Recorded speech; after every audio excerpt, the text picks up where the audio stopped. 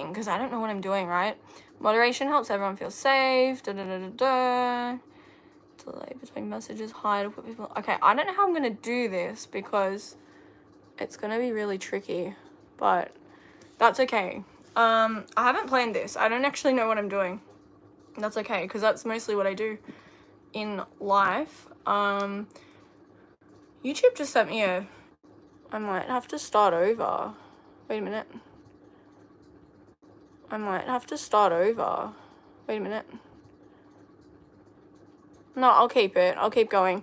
I have no idea what just happened, but anyways, I think that issue is fixed now. Okay.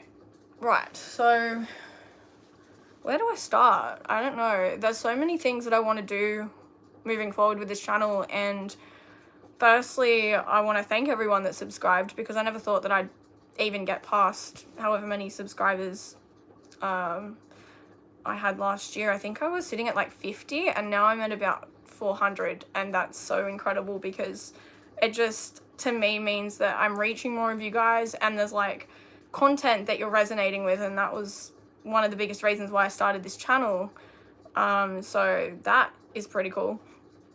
And yeah, I just enjoy chatting and talking. So being able to do YouTube is one of those things where I'm like, I can connect with people, and you know, it's a platform where people can come find, you know, videos that they relate to. And hello, whoever you are. I can see like there's one person. This is my first live stream, so it's a little bit nerve-wracking, but at the same time it's pretty exciting, and I just kind of did it on a whim. So yeah. And that person's gone. That's okay. Life happens. Life happens. Life does happen. My life has had a lot happen in it. But yeah, so yeah, I think actually it might be even distracting knowing someone's watching, because I'm like, what do I talk about? There's someone watching, and it's like, I don't know what to talk about. But yeah, so I guess the topic of this video is about ADHD and autism and early diagnosis. Well, not early diagnosis, because I didn't have one, but what it felt like growing up not being diagnosed, and then reaching the point that I'm at now, where it's like I'm starting to really understand what's happening for me and what I'm going through, and I can look back on my past and make sense of things that never really made sense to me before. Oh, hello. I don't know you, but thank you so much, Brooksy, for your comment. It is scary, like it's nerve-wracking, because again, it's like, are there people that kind of want to hear this? Like, I don't know, it's a new experience, but it's also really exciting. So yeah, and I guess I've been thinking about doing this for ages, so I'm finally doing it. It's like, it's happening. It's cool. Yeah, if you have any questions, please comment them below. I'd love to answer any questions that anyone has about autism and ADHD, and or just any questions really, I'll try and answer. Yeah, I'm fidgeting with this hairband at the moment because it's really hard sitting still. I just realized that, like, with ADHD. So we'll see how I go. We'll see how long I can sit here for. But yeah, so back on the topic, growing up was really challenging for me. I didn't know why I was different, but I always knew that I didn't fit into the box that everybody supposedly thought that I should be fitting in. And I was often put in situations where I was told to behave a certain way and to do things a certain way, but at the same time I was like, well, I don't know how to do that. And I was trying to find like a guidebook on, I guess, how to live and what I needed to do in my life in order to fit in to, you know, I guess neurotypical ways of doing things. So, you know, I was told I needed to sit still. I was told not to fidget. I had people that were saying I needed to sit on my hands so that I didn't fidget, and just sit still like everyone else, because that's what everyone else does. And I'm like, well, why do I feel like I need to keep moving and stuff, you know? But I think the problem there was, it was more about, like, I guess, I don't know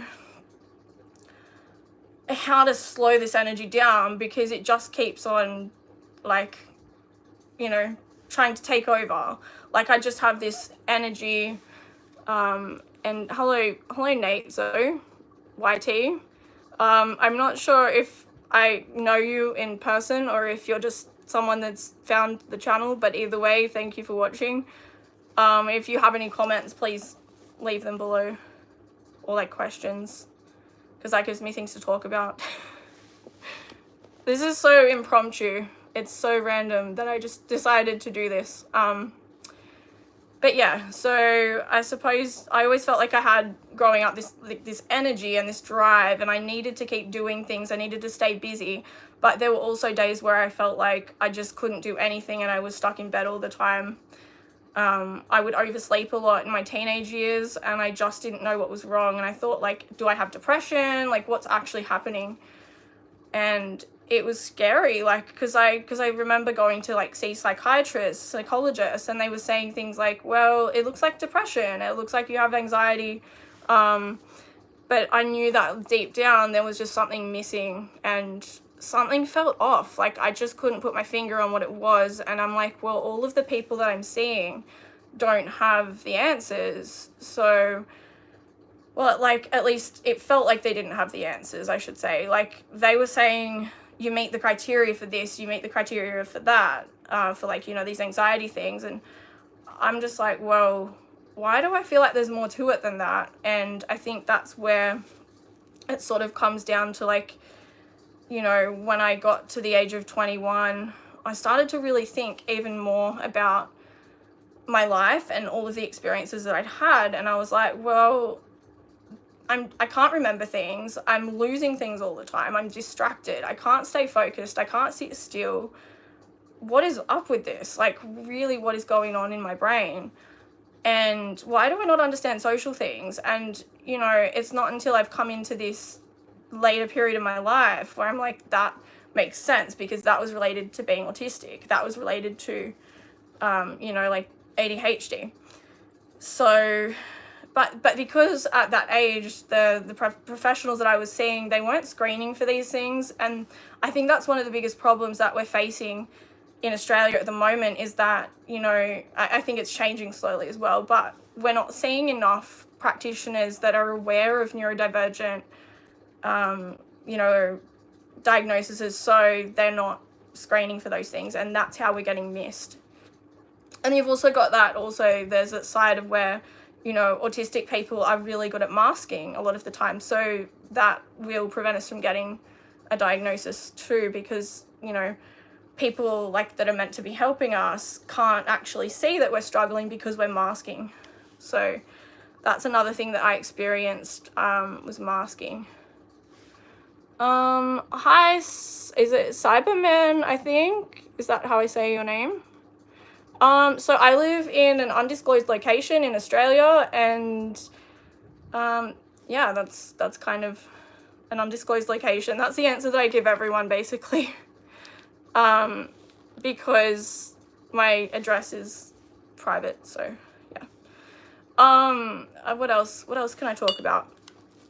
What do you guys want to know about autism and ADHD? I'm not really sure where to go from here. I could talk about, like, I'm trying to think of a good topic, because there's so many little things that I want to chat about, but maybe, like, ADHD symptoms that I didn't know were ADHD symptoms until I got diagnosed. That might be somewhere to sort of start. Let's see. One thing I didn't know that was an ADHD symptom that I've now found out is talking over people. And I've done that since I can remember. Like, I've always had this tendency to want to talk, and, you know, like, even in class, I'd be sitting there and the teacher would be like, you know, who knows the answer to this question? And I wouldn't even put my hand up. Or sometimes I'd have my hand up and I'd be like, I want to answer this, but I would then just talk as soon as my hand went up. So that would often distract people from doing their classwork and things. And all I wanted to do was be involved and engaged in whatever I was learning at school, but I just never put it down to it being ADHD. And I always remembered thinking, like, you know, there were children in my school that were getting support for various disabilities. And I always remember thinking, like, I miss, I missed the opportunity of being able to get the same support they were getting because I didn't have a diagnosis. And I think that was really challenging for me too. So that's something that I didn't know I could have accessed if I knew that I have ADHD. So so I'm just trying to think of some other topics to chat about. I should have written a list. I feel like I just went into this totally unprepared. It was such an ADHD whim. I was like thinking earlier, probably like half an hour ago, I was like thinking to myself, I should do a live stream. I've never done a live stream. Oh, my lights just did a thing. Let me just try and somehow fix those, because I think they're like, I've set them to, I've got my lights, like smart lights, programmed to dim at certain times of the day, and I was hoping that it wouldn't do this, but it did. But that, again, this is just typical ADHD, right? Everything that could go wrong does go wrong, and then it's like we just got to wing it from there, don't we? All right. I'm attempting to use a different device to change my lighting. I might actually just quickly get up and do it manually. It's probably a little bit easier. Lighting, where are you? Okay, there we go. Oh, I turned my light off. No, I didn't. I don't know what it did. Okay, hold on. ADHD. ADHD is such a thing. Hey! Okay, alright. We got light. Hello, I'm back. Wow, that's heaps brighter. That's like brighter than... That's so much brighter. Okay, I will fix it again. I think we're good there. I think that's good. And I just realized I can see myself in the reflection of the mirror. Okay, hi. The lights are so much brighter now. They're probably going to dim again, because, again, my lights are programmed to do that. Next time I do a stream, I reckon I'm just going to have to, like, set up a completely different lighting system. This is a learning experience. First time streaming. It's bound to have little mishaps. Right. So, I'm just hoping for some questions. If anyone has... No one's watching. Okay. Well, if anyone has questions and they're watching like a replay of this, please comment below, because maybe something I've said's resonated with you and you're like, oh, like I relate to that, or I experienced something like that in my life. But yeah, I'm gonna try and get this stream to go for an hour. That's what I'm hoping for. That'd be good. Yeah, I reckon that'd be good. So let me just try and think of another topic to chat about. If I can get this an hour long, I'll be really happy with that, because that was my goal. I'm like, I'm going to stream for an hour. Let's see how many likes we can get on the video, and we'll see how many viewers that we can get, and comments as well. What are you going to do? Okay, there's a description. So I'm chatting about ADHD and autism and what it was like growing up undiagnosed with those conditions or disabilities. There's so many words we can use to describe ADHD and autism, and I think it's really dependent on everyone's preference, like what they prefer, what words they prefer to use. Some people don't like to call things a disability. Other people would rather say that they're neurodivergent, that they're autistic, or that they're an ADHDer. But yeah, I'm just trying to spread some awareness and help you guys feel less alone. Yeah. And I'm also kind of nervous, but I think that's to be expected, so yeah. Anything you want to know about autism and ADHD, just chuck it down in the comments and I will respond. Oh, thank you for subscribing. That's really appreciated. I'm hoping that by sharing my experiences that more people will start to understand what it's like to be neurodivergent and how we can all come together and sort of form more of a community and more understanding. So by sharing our experiences, we can connect with more people, we can feel less alone, and we're also going to change the world in ways that we didn't imagine we could, because, you know, our experiences are going to help impact the way we interact with other people. And yeah, it's exciting. It's a scary and exciting time, because it's like we've got so far to go, but we've come so far at the same time. More people are aware that, you know, like, these are my headphones here. Like, when it's loud, my sensory system is so dysregulated and overwhelmed that I need to wear these.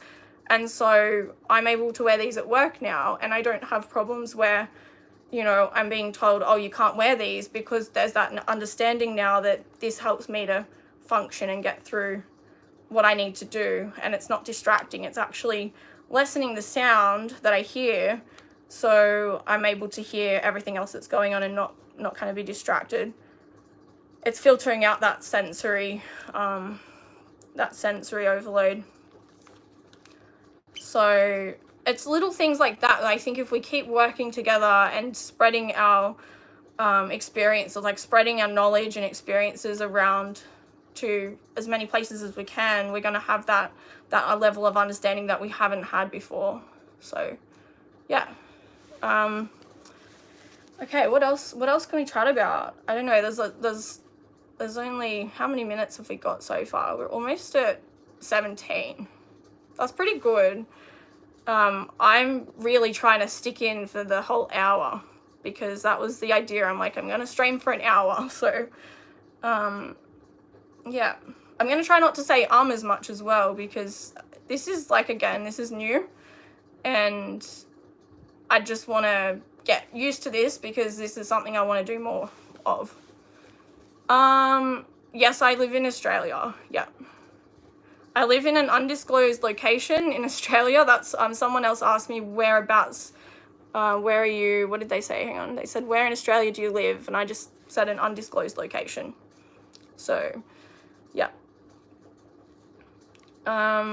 What's something that I guess you're familiar with when it comes to ADHD or autism that you might like to understand a bit more? Or is there something that you might want to learn about if you're not sure? I don't know.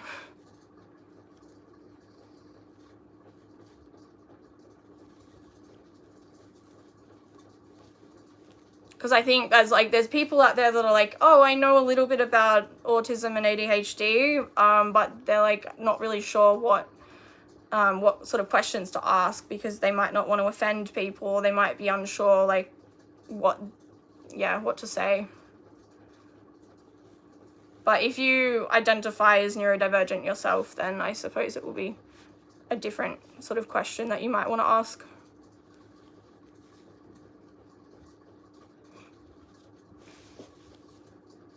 I'm going to try and come up with some topics to talk about, because this is getting to be actually quite challenging. Let me see. Oh no.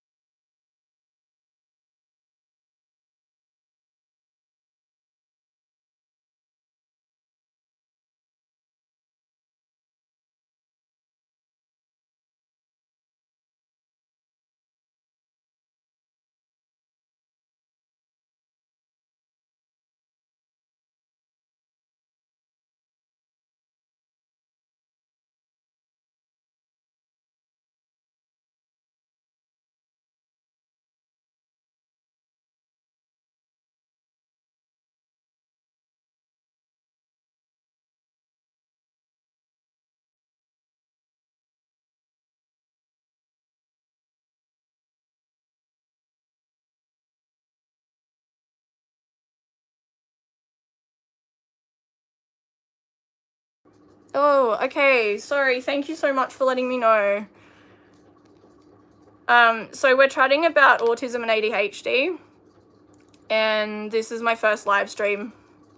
So thanks for letting me know, because I don't know how long it was muted for as well, so it could have been a while. My phone fell down briefly, so it might have just kind of, I might have hit the little mic button.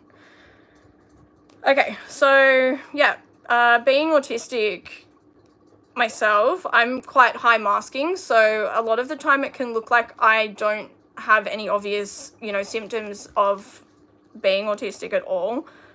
So over the years, I've practiced hiding oh, thank you for being so understanding. I appreciate that. So yeah, I'm good at sort of hiding my differences and blending into the world. So it seems like I'm not autistic a lot of the time.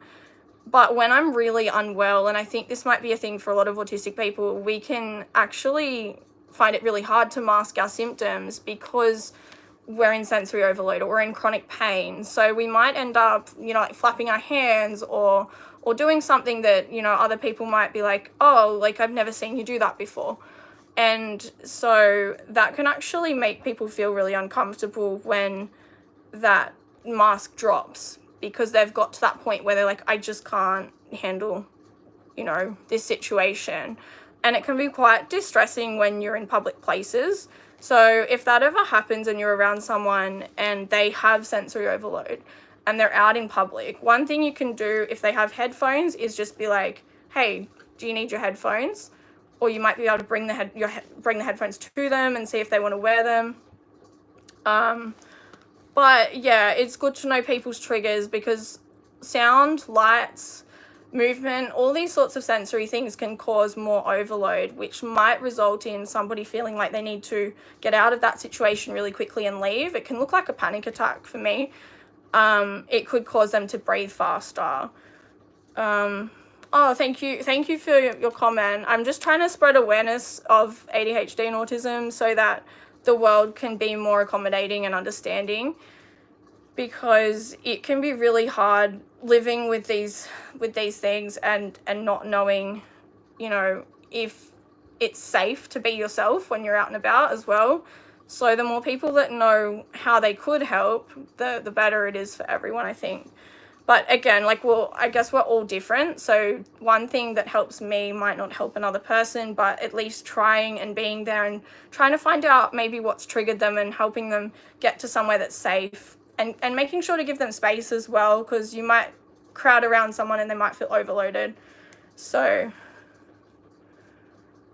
thank you so much for your comment about, yeah, I feel like changing the world isn't something that can happen straight away, and it's not an overnight process. It's sort of like a bit by bit, we need to work closer to bringing everyone together and having this world where there's more understanding, and it's not an overnight thing at all. So thank you for your comment.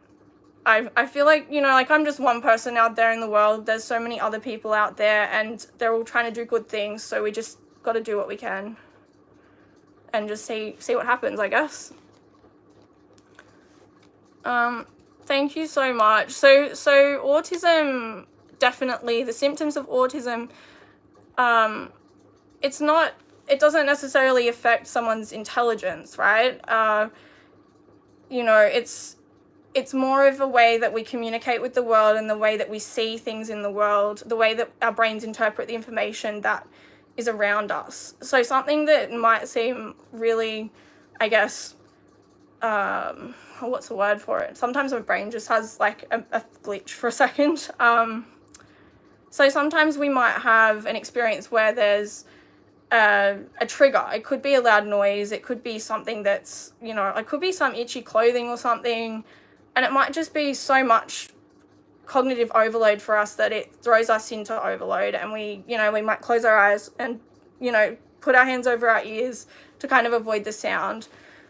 It's usually the way our brains have interpreted that information, as opposed to someone else that's just sitting there and they're like, oh, my shirt's a little bit itchy, that's fine.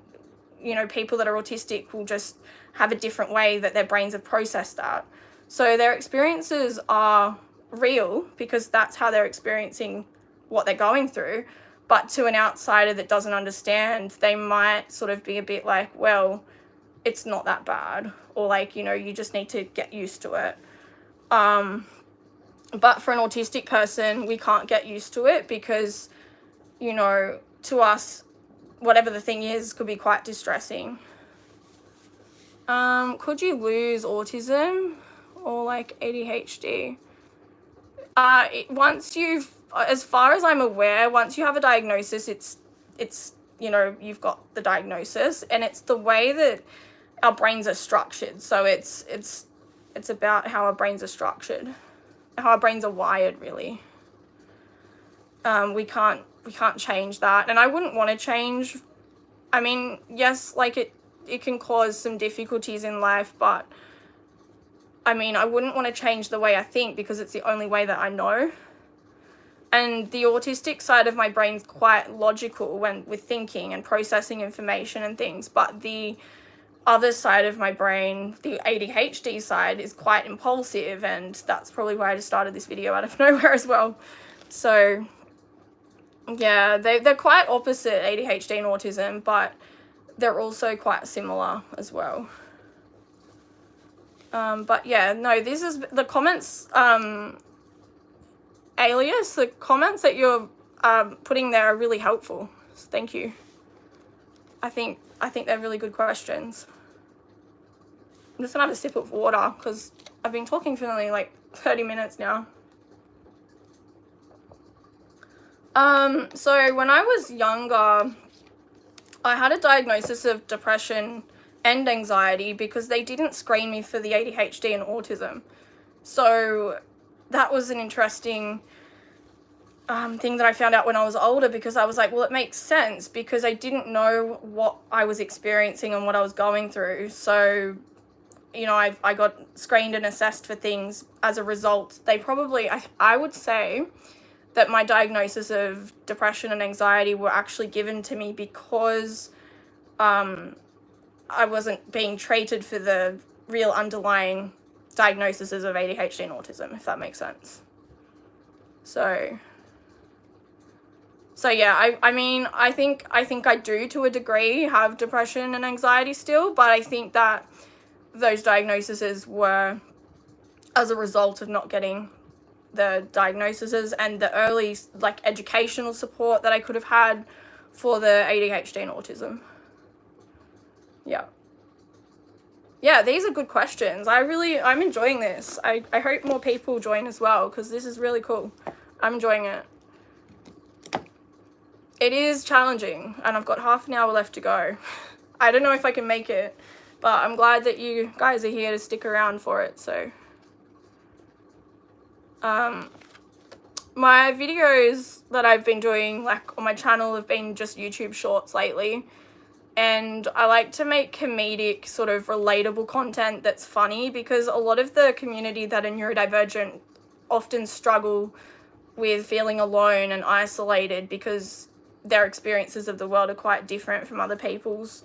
So by making this content, I'm hoping that people feel less alone, but I'm also trying to, you know, spread awareness, because there might be more people out there that relate to the symptoms and then want to get their own help to find out if that's actually what they're going through, which can be life-changing. Honestly, it's been life-changing for me. So, and I think it's hard because I didn't know what these things were back then. I had no clue that, you know, there was a reason that I couldn't finish projects. Turns out that was ADHD related. And there was a reason that I just couldn't finish anything I started, right? I was struggling to get my life together, and I felt like I just, you know, I felt like I'd hit a wall where I was like, I don't know why. I felt broken, and I felt almost defective even. I don't see myself in that light anymore at all. I feel like knowing now has been really empowering for me. It's given me a name for what I'm going through, and it's given a reason. Thank you for all the hearts. I can see them all. Could baby twins have the same diagnosis of autism or like ADHD, something like that, if you can? From what I know, and I'm just an individual that's autistic, I don't have any qualifications. I do a lot of studying and research because I find this topic really interesting and things. But so anything I say, just please go and review it on Google somewhere that's reputable. Is that the right word? Reputable. But from what I know, it does run in families, and it can be, you know, like my mum shows symptoms, things like that. So it's quite possible that, you know, family members can have the same sort of symptoms. Again, these are good questions. I really enjoy answering questions. It kind of feels a silence because there's, you know, if I don't know what to say, I'm just kind of rambling about stuff. So, so you can have the same symptoms as your mum. Yeah, like it often does run in families, but again, every single person's going to have a different presentation of how they experience their symptoms. So, I'm just trying to think of things that I've got lots of online friends that are diagnosed. There's a lot of communities out there. So if you're learning a lot and you're relating to what I'm saying, or you're just curious, have a look around at there's lots of YouTube videos and communities and stuff out there. But let me try and redirect because my brain goes on. It's the ADHD. I sort of go on another tangent and I don't want to get distracted. So you have the same symptoms. Yeah. So it might be that like you and your family members are hyperactive, but you're showing it in different ways. So someone might be like, oh, I like to go out and do lots of shopping and impulse buying. And then, you know, like another family member might show that hyperactivity as they really like sport. So they're always out playing sport and doing things. How do you handle relationships having autism? That's such a good question. That's really, really interesting. This is so good. I'm enjoying this so much now. Thank you for asking all these questions. I hope you're getting something out of it too. So, how do you handle relationships having autism? Well, that's a complex question. There's so many little elements to that. I'm going to try and break it down and I probably can't answer the entire question, but I'm going to try and answer it as best I can. So, because autism can create difficulties with understanding body language and social cues and understanding sarcasm and things like that, it's really hard to know the intent behind some social interactions. So I don't always know whether somebody's, you know, happy with me or whether they're angry at me or things like that, because I can't always read their body language or their tone of voice. So I guess you've just got to let them know that you're, you know, because autistic people are often very literal. So we say how we think, and we think, you know, I think quite logically most of the time, unless my ADHD is taken over. But yeah, so handling relationships, I guess to me it's more of I try and find people that understand me and, you know, do the best that I can to communicate to them. And I do find myself over explaining things a lot. Like I'll sort of reword it and rephrase it because I'm used to being not understood by people. That can be challenging.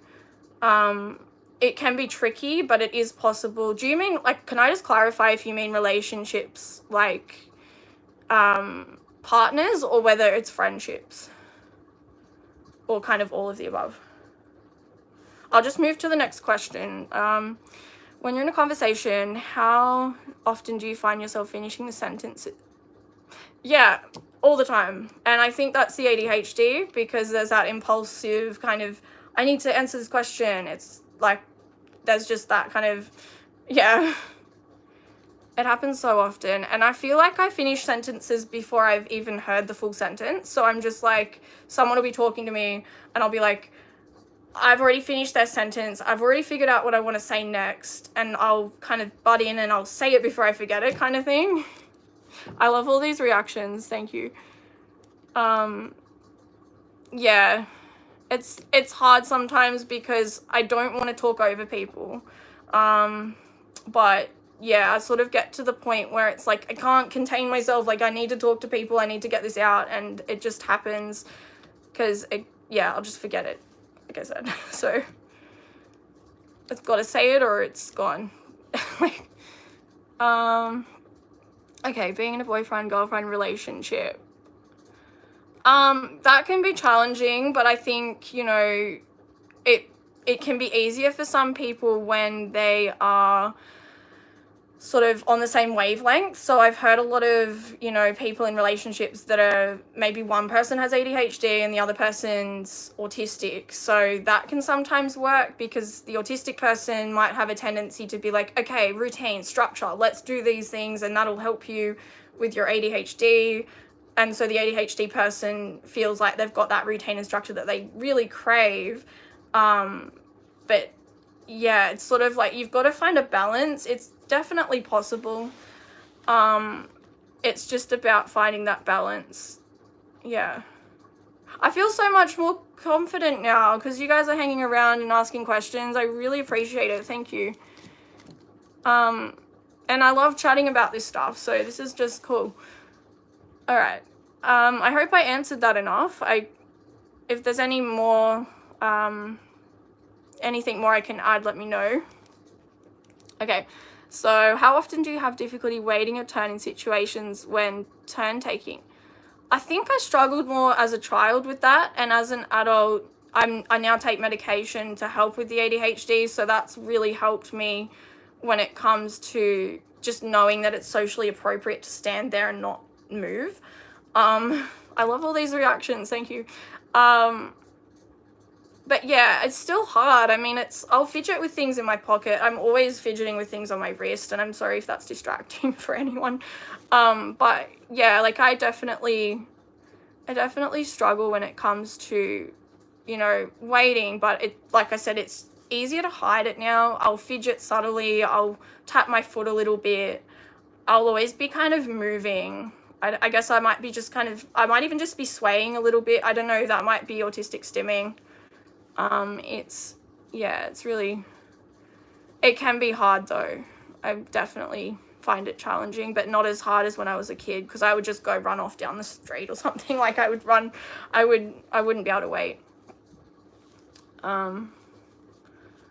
Yeah. Any more questions? I'd love to answer. Is autism curable? I mean, as far as I know, it isn't. And I think there are people that want it to be curable from what I've been reading. And I don't personally agree, because the way that my brain is structured and the way that it's made is the way that it is. And I wouldn't change that for the world, even though it's hard to live with at times. Like I think I said that earlier. It is what it is. And it helps me to see the world in the only way that I know. So, I mean, I wouldn't want to cure somebody that's not autistic, because I don't think they need curing. So, yeah, I hope that makes sense. Like, I don't know. I don't see it as something that needs curing at all. It's just who I am. And there are different, you know, experiences. There are people that are, you know, non-speaking, like, or non-verbal, I should say. There's so many terms that are used at the moment. I just feel like everybody that's autistic, it's different for each person, I guess. Sorry, that was just a notification that was distracting me. But yeah, it's different for everybody, and you know, I think for people like myself that can mask the symptoms really well and sit down and have conversations like this, I try to just do what I can to help spread awareness, because I wouldn't say it's a gift that I can mask. I'd say it's really damn hard a lot of the time, because, you know, masking is, I promise I'll get to those questions in a second. I just want you to know I've seen them. But masking is like hiding every little sensory thing that bothers you. It's trying to hide the fact that you don't understand a social thing. It's trying to hide so that you blend in, because society's made you feel like you need to blend in. And it's like, you know, if the lights are too bright and you're trying not to squint and you're trying to make eye contact, because eye contact's very hard for autistic people, Well, for most autistic people, I guess I can't speak for everyone, but for me, it's very challenging. I tend to look up here or to the side of someone's face. It's different with camera. On camera, it feels different. It's a lot easier to look at somebody. But yeah, masking takes so much energy and effort because you've got to keep yourself still. You've got to pretend that the light's not too bright. You've got to not squint. You've basically got to try and look like everyone else and act as if it's not hurting you when it is.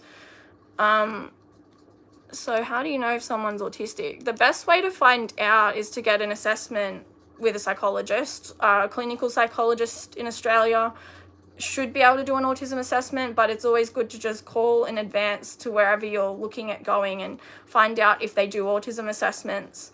And, you know, make sure that they're registered practitioners and, yeah, I guess just talk to your GP as a first point of contact and just say, hey, you know, tell me about autism.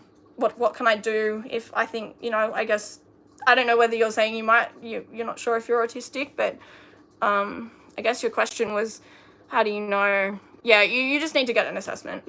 That's probably the best thing to do. There are a lot of people that are self-diagnosed. They say that they're self-diagnosed or they're you know, what's the word? They say that they self-identify as autistic, and that's quite common as well because there are barriers to diagnosis. Like, it could be too expensive. It depends on, you know, your individual circumstances as well. Like, do you want to get a diagnosis? Do you know, for me, it started with just heaps and heaps of research because my ADHD diagnosis came when I was, you know, in my early 20s.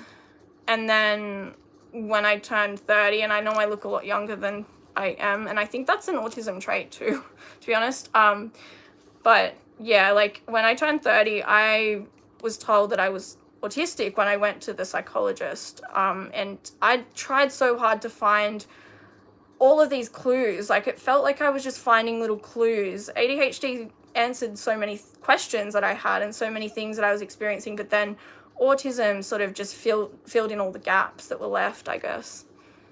Yeah. I hope I've explained some stuff. We're at 43 minutes. This is awesome. Let's see what else we can chat about. Because I feel like I've talked about little bits and pieces here and there, but I haven't really, maybe unless you guys know a bit already, I'm not sure how much you guys know about these things. So thank you for the enthusiastic emojis. This is so exciting. This is really exciting. Like, imagine just, like, the possibilities of live streaming are incredible, right? You could reach so many people. I know there's like 3 people watching, but hey, that's 3 people. Like, you guys are invested in what I'm doing, and that means so much. You've like taken time out of your day, and you can't get time back, right? Time is gone before we know it. It's just like there 1 second and then gone the next. And for ADHDers like me, time blindness is a real symptom, and time flies, or it either goes really, really slow, painfully slow. So it feels like whenever I'm having fun, time flies. They do say that. I think that's a thing people say.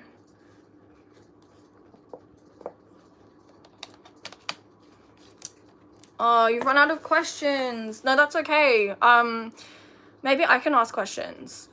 I won't make hard questions. I'll make really easy questions. Okay, maybe I'll ask if you know about a topic, and if you don't, then maybe I can chat about it. So, okay, do you know much about ADHD and, let me think, ADHD and hyperactivity? Or we could chat about ADHD and burnout. Burnout's a really good topic. Burnout is actually, we could talk about burnout.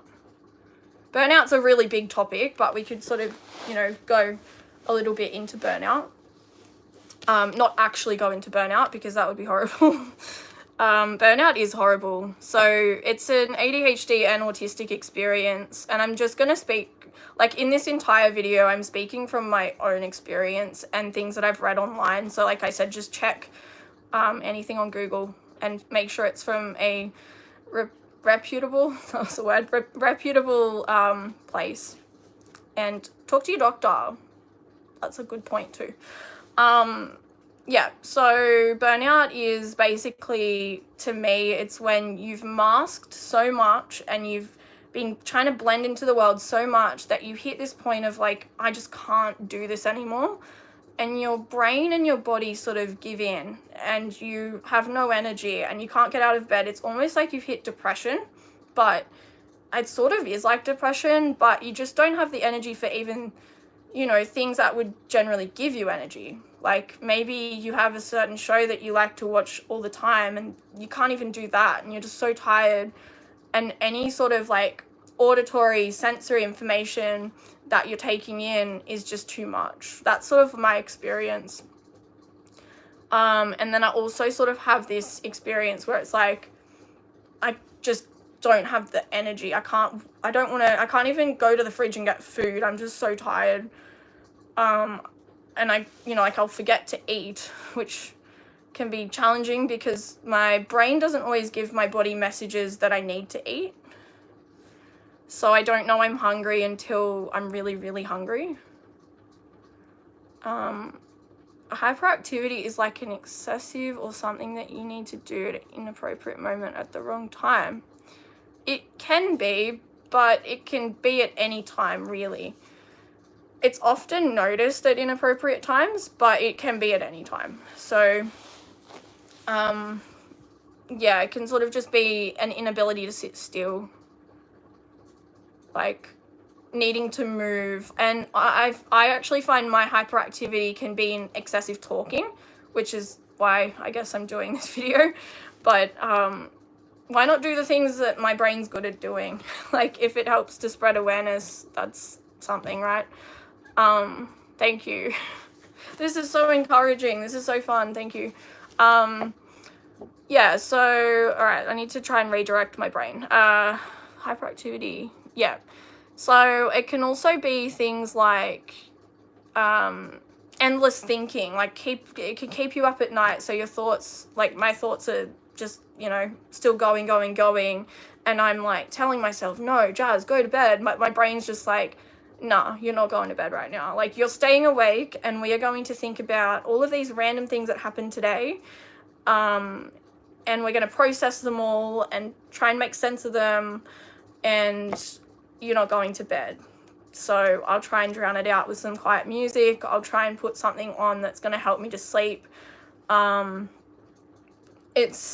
There's different types of hyperactivity. And I think as people get into their adult years, at least for me, it's slowed down. So the hyperactivity kind of became less. It's less, well, I guess it's changed. I don't know actually if I'd say it's less, but it's changed. It's sort of, you know,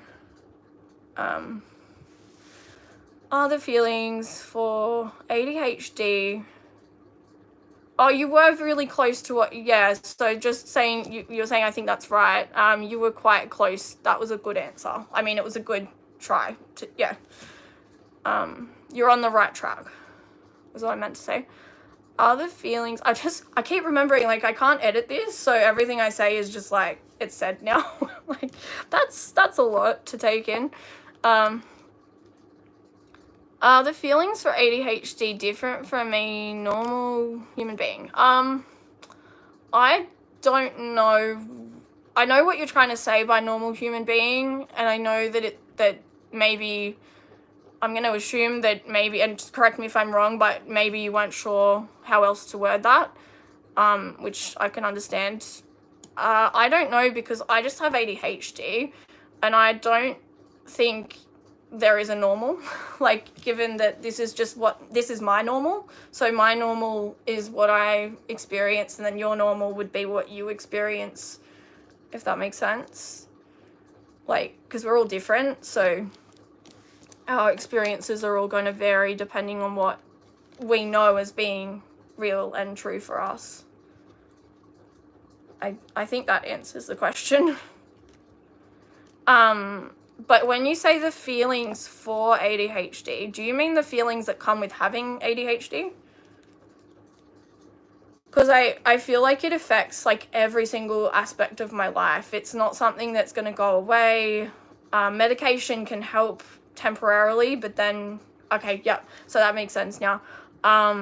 Yeah, so medication will help temporarily to help alleviate some of the things that I struggle with, but it doesn't make it go away. It doesn't cure it, and the medication wears off, and then I'm back, you know, struggling to some days even get moving or just get started on things. Like I'll just sit and stare at the wall and be like, I don't have any motivation to get up and get ready to go do anything today. Yeah, it's things like that, and that makes it hard. So yeah, so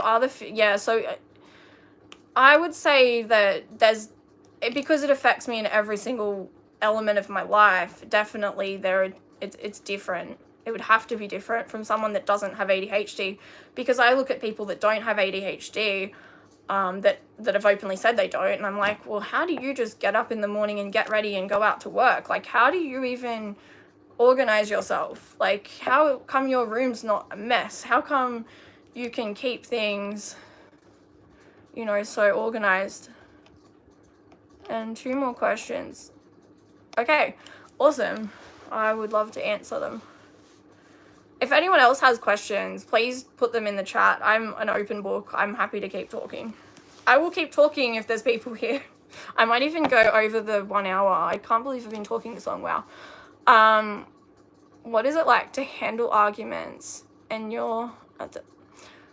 Wow, that's such a good question. Okay. I need to process that question. There's a lot. I didn't expect this. I didn't expect any questions, actually. I didn't know if anyone would watch this. What's it like to handle arguments? Do you mean like being in an argument with other people? See, this is probably my autistic brain trying to make sure I've understood the question right, because sometimes I misinterpret. So like being at the center of, so like having someone that's upset with you and trying to, you know, explain yourself to them, I suppose, or explain your point to them. It can be challenging because when it comes to, is this in relation to autism or ADHD? Because there's 2 sides to this. There's the autistic side and then the ADHD side. I can answer both, but yes, with other people like friends and family. Yeah, so all right, I'll answer the ADHD, then the autistic side. So ADHD, depending, because I don't know if I mentioned, but there's different types of ADHD, and not every person with ADHD will have the impulsive symptom. They could have the distractibility, primarily distracted. I think I haven't got the reference in front of me, but there's a primarily distracted symptom, and then there's like a hyperactive one, and then you've got the combination one, which is the one I have. So I get both. I get all of the things.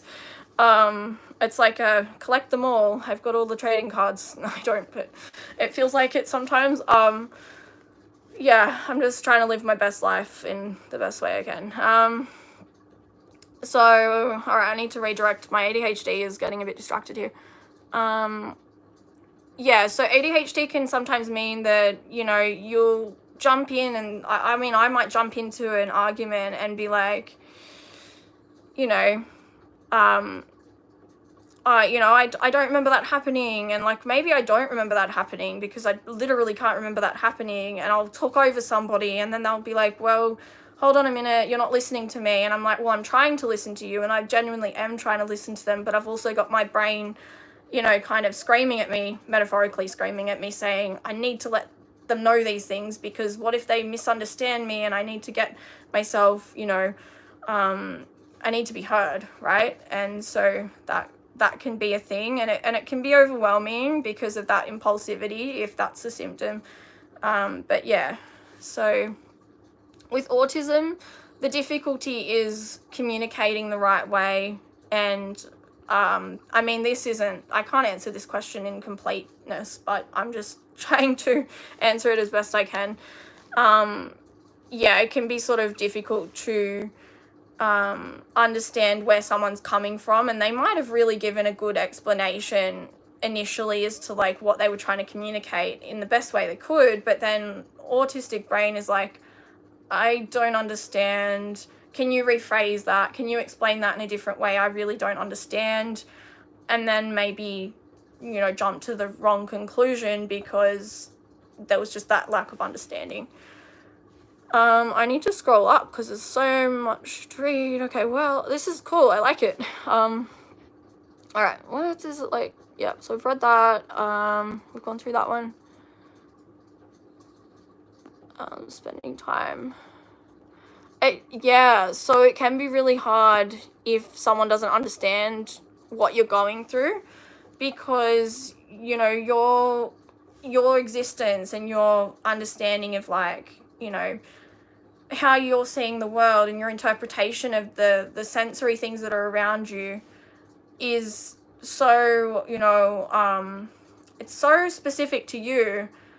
And and actually this is a really, I'm getting a little bit deep into this, but it can feel really isolating because you feel like you want the other person to be able to see. Sometimes I want the other person to be able to see what's going on in my head and actually experience the world the way that I'm seeing it.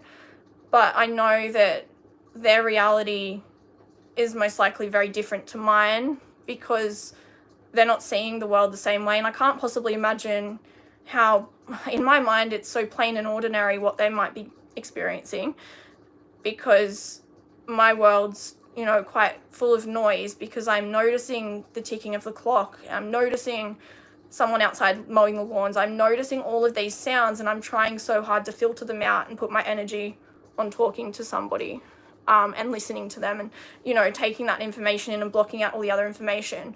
Whereas they might just be sort of standing there and being like, well, I need to know, I need a response. And they might not know why I'm so quiet, and I'm just trying to block out all the other things. And I hope I didn't go off track there.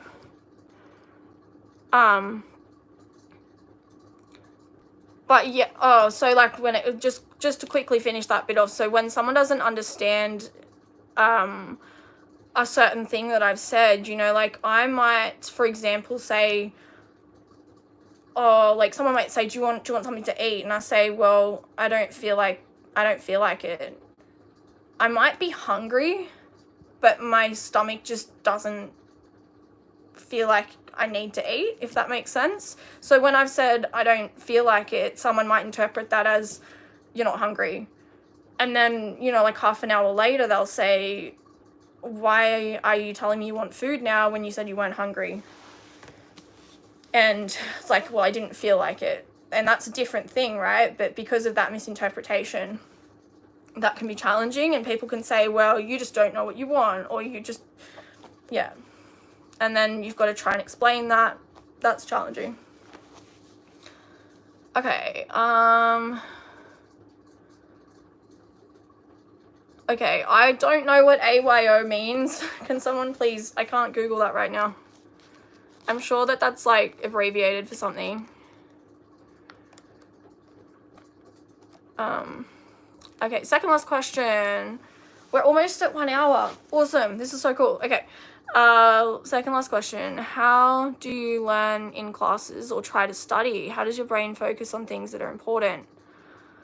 I'm just gonna be real. This, again, is my experience. I won't be able to focus on things that I don't find interesting very well at all. I've got to find something I like about it and then try to get myself to look at it in a different way. An example of something I hated studying was copyright when I did music studies.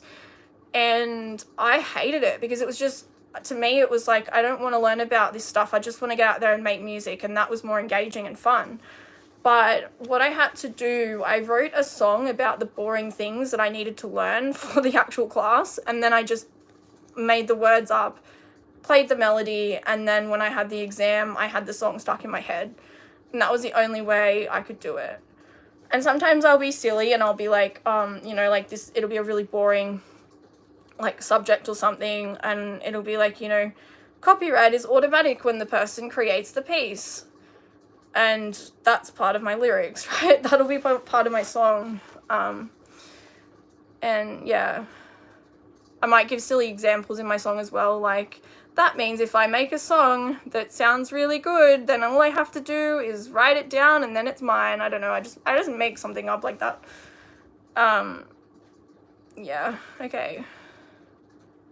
How does my brain focus on things that are important though? Like I said, if it's a topic that I really, really like, I will delve deep into a hyper focus and I won't kind of leave that topic for a long time. I'll learn so many different things about it, and that's also, I think, why oftentimes you'll hear about autistic people that learn so much about one topic, or even ADHDers that learn so much about one topic, and they can recall facts and information and things that you're like, how'd you know that? Like, where did you learn this? Is your brain an encyclopedia? I've actually had someone say that to me once.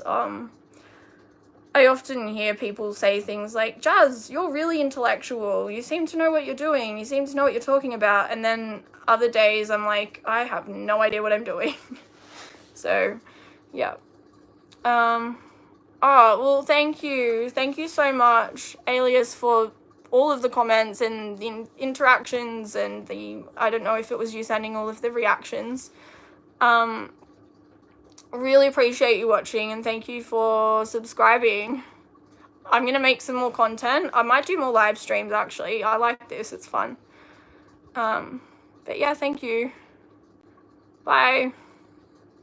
I'm not going. I'm just saying bye to the one person that's there. Yeah. I don't know what else to talk about. But it's been over an hour and I'm still here. And I didn't chicken out. You know, like I thought I'm going to do this and I'm going to run off. How many things have gone wrong in this entire stream? We've had the lights dim themselves, so I had to get up and fix that. Then we've had the camera fall down, like the phone's just fallen straight down. What else has happened? I've had moments where I haven't known what to say. And nothing bad's happened. If anyone watching has anxiety, just know that even when bad things happen, it doesn't always mean that something bad's going to happen as a result of the bad thing happening. I think that's worth remembering. Yeah, and bad things are also a matter of perspective, because good things can come out of bad things. It really depends on how you look at something. So, yeah. What else should I talk about? Let me see. Okay, I think we could chat about, I wonder if I could go up to an hour and a half. Maybe I could. Hello, welcome to my first YouTube stream. We're chatting about autism, ADHD, and basically what it's like being late diagnosed. If this interests you, please stick around and ask some questions. I hope this video is finding the right audience. I don't know how to, if the algorithm had a little button I could just press and be like, oh, you know, it's gonna go in the right areas, that'd be good.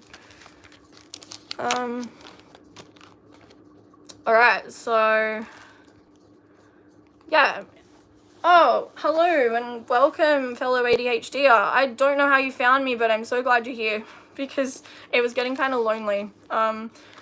If you've got any neurodivergent friends that want to join the stream, please tell them to, because we can chat about all of the things. Like everything that you've wanted to chat about. I don't know what you might want to chat about, but we can chat about it. Because I have ADHD and I like talking. And I like answering questions. I've had some really good questions. People have been like really interactive. It's been so fun. Is there anything you want to know? Is there anything like that I could, I don't know. I'm not good with awkward silences. I feel like I need to fill the silence with words. Let me see. Oh, that was your friend. Okay, thank you. That's awesome. That makes me so happy. I feel like I'm making a difference, and I like, I've wanted to do this for so long, but maybe it was good that I just waited until now, because I'm actually finding ADHD is like, this is cool. So I'm actually working on content to try and help. I haven't mentioned this yet. I'm going to show something. It's printed out. Oh no, my folder just broke. It's alright. I'll fix it later. It probably won't happen, but we'll see. Okay. So this is such a prototype. It's not even finished. I don't know if you can read it. It's obviously going to change. I'm not going to use that logo or anything. But it's about preventing discrimination and working with neurodivergent people. It's basically like, it's a document that has information about... Oh, awesome. That's cool. I'm reading a comment. Yeah, if you've got questions, I love questions. But yeah, so this is basically like a document that you can hand to people if you're, well, I hope that this is what it'll be once it's finished, but like if you go to the hospital and, you know, you need to get the right medical treatment and things. So, you know, like understanding the law, neurodivergent support needs, like understanding our needs ensures protection of us and the rest of our community. Being aware of our needs can help prevent unnecessary discrimination that may result in lengthy legal implications. So in other words, please don't discriminate about us because you might be breaking the law. We all have individual needs and strengths, and all of our needs require a flexible and empathetic approach. Some of us may benefit from clear and concise communication, while others might thrive when provided with a quiet, distraction-free environment. So it's essential to cultivate a culture of inclusion where neurodivergent individuals feel valued and understood. This can be achieved through training and awareness programs or reading this book, all of which are crucial in dismantling stereotypes and fostering a more supportive service, because we just deserve to be treated fairly, right? Let's see. Your ADHD is aggressive. How does that work? I don't know. How does aggressive, like, as in, like, it's intense? Like, it's a... Or do you have symptoms of aggression? That's my autistic brain asking, because I'm not sure how to read that.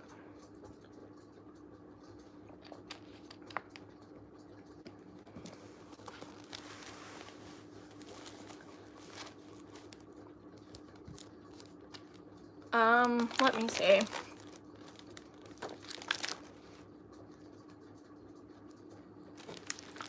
I'll just wait to see if you respond.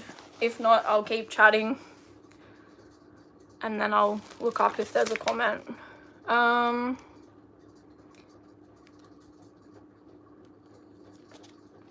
So this bit's really important that I've written here, so... Oh, no, that's okay. ADHD, I understand that. You don't have to, like, no one has to be here. The fact that anyone is here is just, like, helping me to feel less alone and spreading awareness and all of the things. You don't need to be here, but I appreciate you being here. Okay. I'm building confidence because I feel like one day I'm going to have, like, heaps more viewers, and I don't want to just jump into, you know, doing that down the track. I want to work up to that. But so far, so good, and I'm enjoying this, so, yeah. Okay. If a neurodivergent person, despite giving their best communicative effort, is not taken seriously and their experiences are downplayed or ignored, it could lead to them to struggle to open up and communicate their needs further, which would then place them potentially at a severe disadvantage. Over time, unmet needs could lead to an autistic meltdown or shutdown. Neurodivergent people have disabilities that can impact their communication and or emotions. So as you can imagine, it can be pretty distressing or disturbing and frustrating when neurodivergent people feel like their efforts to communicate what's going on for them are all for nothing, because they are dismissed by those who can provide them the help that they need, but they don't listen. I hope that made sense. Oh, you have another friend. Okay. I feel like there must be heaps of you. Like, oh, awesome. Yeah, I hope this isn't too, I hope it's not too, I don't know, too serious or too intellectual. Is that the right word? Oh, there's another two. Feel free to leave a comment before you go, because it might help someone else. You never know. Like a question comment. Okay, thank you. I will hang around and wait for your friends. How exciting. This is exciting. This is so exciting. Okay.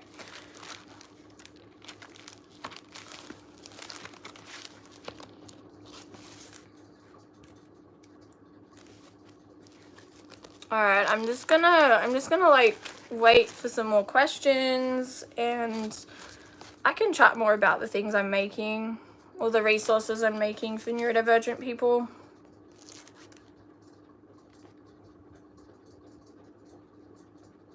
I wonder how long I can get this stream to go for.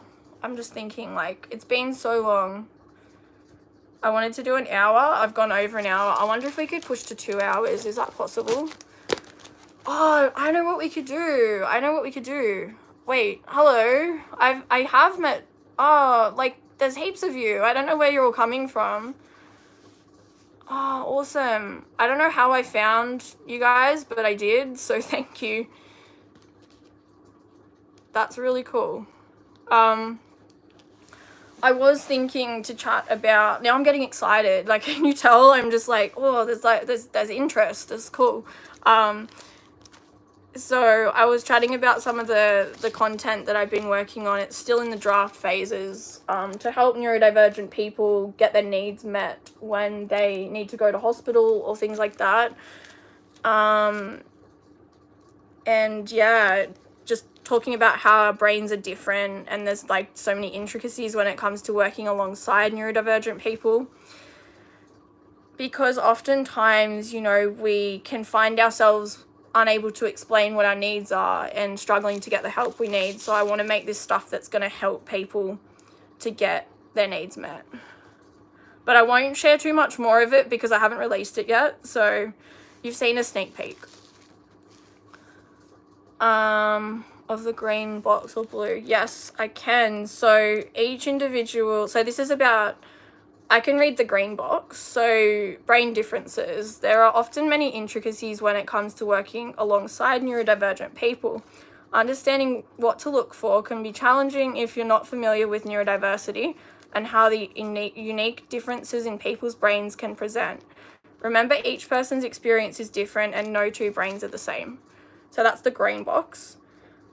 And the varied needs is the blue box. Each individual may have unique needs and strengths, and they require a flexible and empathetic approach. So this is kind of almost like guidelines, really, of how to support us as a baseline. I guess it's not going to cover everything, and I do need to get this looked at by professionals to make sure, to get it reviewed and stuff, but this is sort of like what I'm working on as a draft. So, for instance, some may benefit from clear and concise communication, while others might thrive when provided with a quiet, distraction-free environment. And I know I've already read that for anyone else that heard that twice, sorry. By reading this guidebook, you can better understand how to support this person's goals, personal preferences, and challenges, and tailor your support to meet their specific needs. This enhances the connection between you and the person you're working with and can help enrich the overall working relationship with the person. Ultimately, embracing neurodiversity is a journey of learning and growth that benefits everyone. It leads to a more inclusive, innovative, compassionate society where every individual has the opportunity to participate and contribute their best. I have pretty much, I reckon I have like all of the symptoms, probably. That would be a long list. I'd need a piece of paper that's like, you know, those like scrolls that you, they just like roll them out and it just keeps going. That would be my list of symptoms, I would say. Yeah. How many symptoms? I don't have the DSM in front of me, so I can't really just be like, yeah, I've got this one, but like I tick so many boxes. I just didn't know there were boxes when I was younger, so I didn't get the diagnosis until I was an adult. Questions about autism and ADHD, like, do you have any questions? If my experiences can help you to understand yourself better, I'd love to help.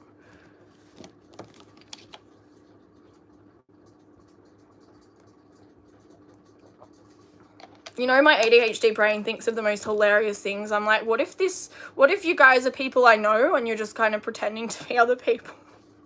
I'm going to assume not. I'm going to assume that you guys are legit people that I don't know, and that my ADHD brain likes to imagine things, which it does. Okay. Any nitty-gritty questions that you've just, anything that you've experienced in your life and you're like, oh, I wonder if Jazz has experienced something similar. If you could find out anything, what would it be? And I'll try and answer it.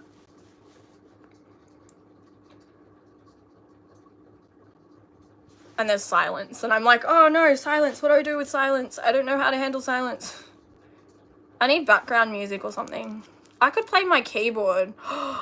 Yeah. And then there was that idea I had earlier, which was that I could do a whole like walkthrough where we could body double and stuff. That'd be really cool. If you've got things you need to do, we could body double. But that might need to be a separate video. Yeah, go for it. Any question? I don't know if I'm going to keep this on my channel. I might keep this video. I'm not sure yet. I'll probably watch this back and cringe so much and be like, oh, there's a mistake where my camera fell. There's the moment where my lights dimmed. There's the moment where I didn't know what to say.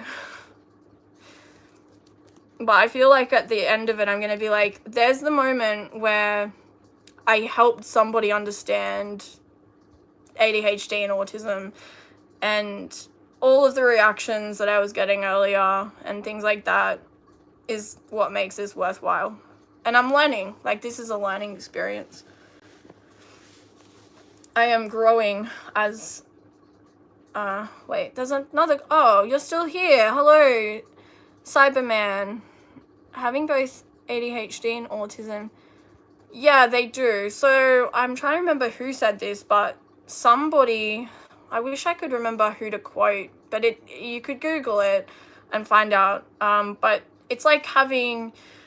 ADHD is like, it's like a coin, right? One side of the coin is ADHD and the other side is autism. So they're like similar, but they're together, but they're on separate sides of the same coin. Some quick examples of how they kind of affect, or I guess, I don't know, cancel each other out sometimes. For me, ADHD is like, oh, I want to do all of the things, and I want to go out, and I want to, you know, go out and party and dance and meet people and talk to people. But then after that, ADHD realizes that, I mean, they usually realize, if ADHD was a real person inside my brain, leads me to autistic overwhelm and burnout. And autism is like, oh my gosh, why did we have to go out and do all of these things? Why did we have to go out and sensory overload from the lighting? There's a bad smell over here. I can't handle it.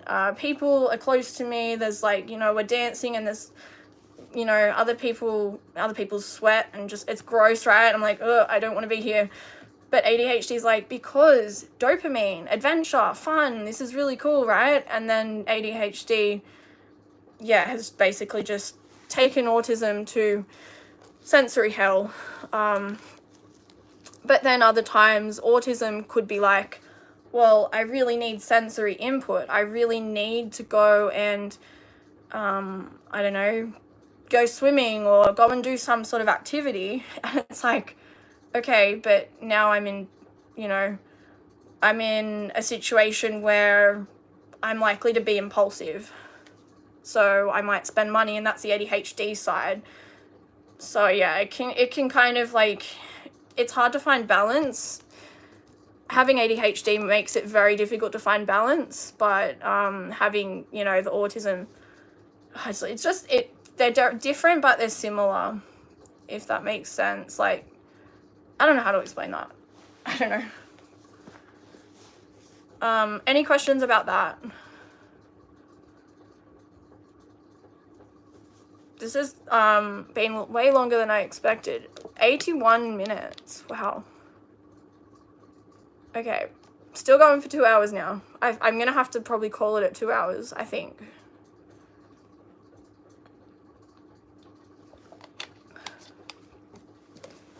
But hopefully more ADHDers or autistic people find this, and yeah. And hopefully more people that don't know much about any of these things find this, because that would be even better, because they could learn about different experiences. And I'm always interested in learning about people that are not neurodivergent, so neurotypical people that don't have ADHD and that are not autistic. Because it really intrigues me how, I guess, their brains think as well. I feel like it would just be quiet, very quiet in there, and very, just not, I don't know, like, I wouldn't say not much happening, because I wouldn't mean it in that way. I just would mean it wouldn't be so busy. It would just be a bit, like, I don't know, it's interesting. Like, it'd be a bit chill.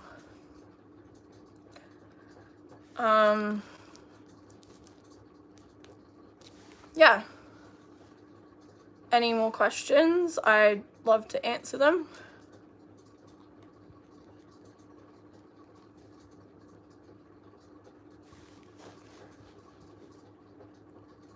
I've got 4 likes. That's pretty cool. First stream, 4 likes. I'm happy with that. That's awesome. This is absolutely the most impulsive thing I've done. Just starting a random stream. No agenda, just a broad topic.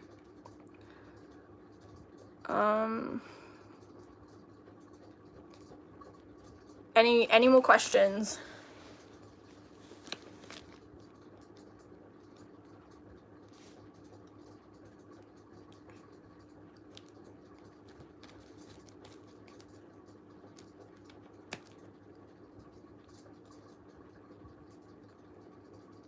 I'm going to keep looking up periodically in case there are some questions, and I'm trying to think of what I could say next. Maybe the purpose of life isn't to fill the silence with noise. Maybe I should try and be mindful and a bit more centered and grounded sometimes, and just stop and pause and be like, wow, I'm doing a live stream, chatting to people I don't even know. I never would have thought I'd be spending my Saturday night doing this. It is Saturday night in Australia. I don't know where you guys are from, but feel free to post. I think someone said that they were in Sydney earlier, which was pretty cool. It might have been, I can't remember who it was, but that's cool.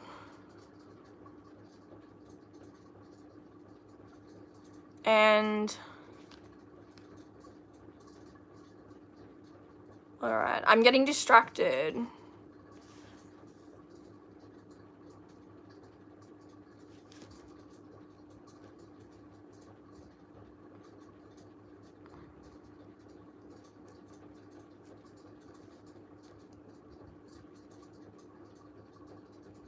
Are there more comments? Not yet. That's okay.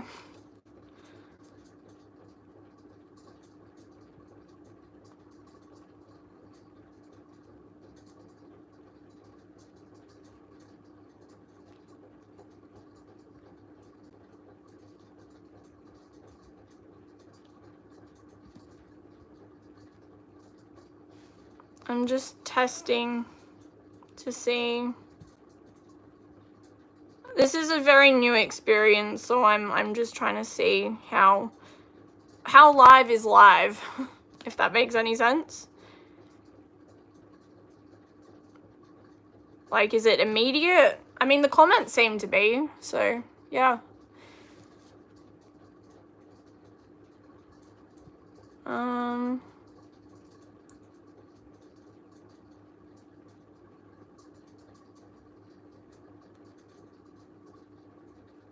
Okay, so I reckon what we could do while we wait is, well, while we wait to see if there's any more comments. Don't feel pressured to comment either. If you can't think of anything, that's fine. You might think of something as I'm talking and be like, oh, like, we could chat about that. We could totally do that. Be spontaneous. That's okay. Like, I embrace spontaneous. I'm one of the most spontaneous people. Yeah. I just like to do things on a whim. Like, I'll be like, you know what? I feel like going out and doing something random today, and then I'll come up with like 4 or 5 different ideas, and then until finally I pick one of them, and it's like, yeah, I'm doing that thing. And then by the time I get there, I'm like, oh, I don't feel like doing that anymore, and then I'll go and do something else. So yeah, it feels like an adventure. Life is an adventure half the time. It's an ADHD adventure. It's like from one moment to the next, I could be like, oh, I really have this cool idea. I want to do this thing. And it's like, okay, what was that thing I wanted to do again? Like, I completely forget. It's funny.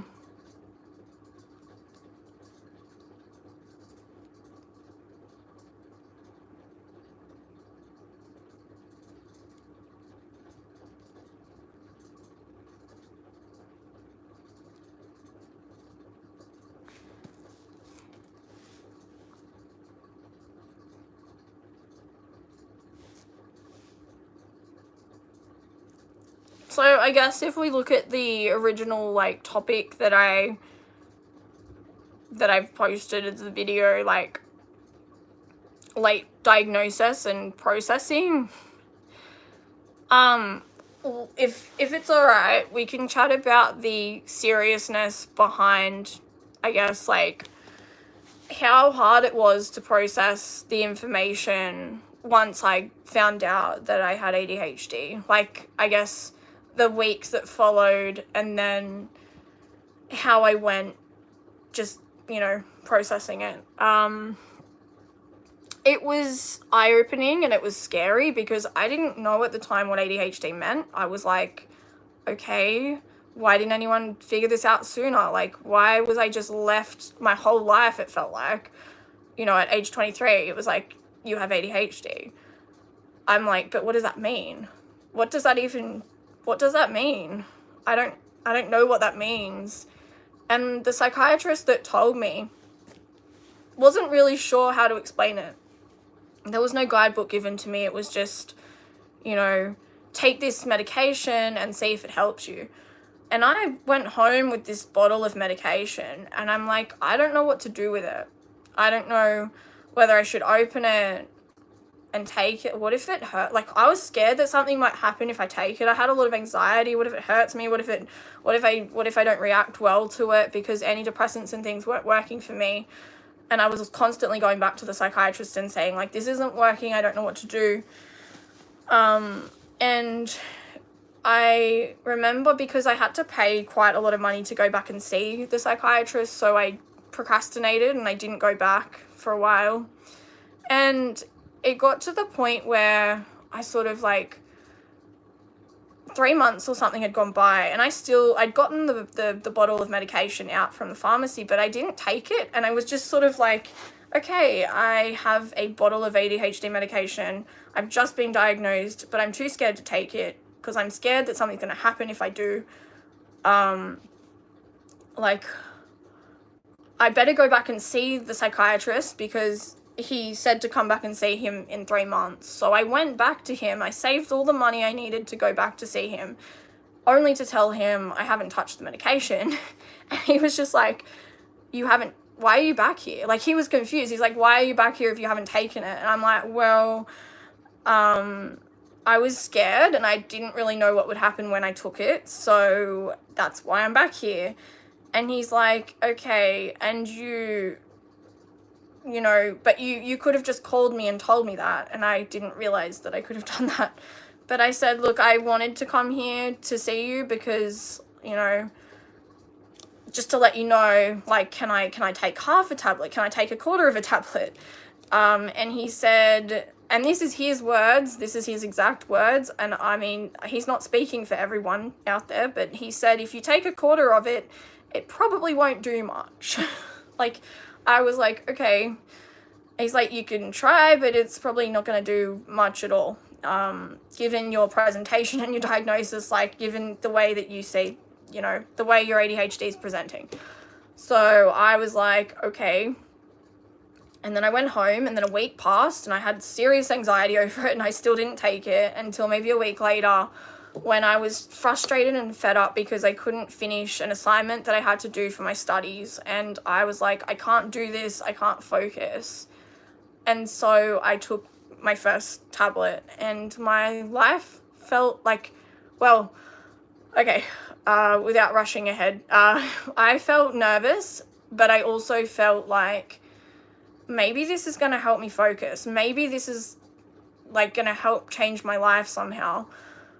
And within half an hour, I'd taken like half a tablet of my prescribed dexamphetamine. And because I would stare at the computer and be like really distracted, and I'd open different tabs, I'd go on different websites, I'd watch videos, and I just would try so hard to focus on something, but I just kept getting distracted.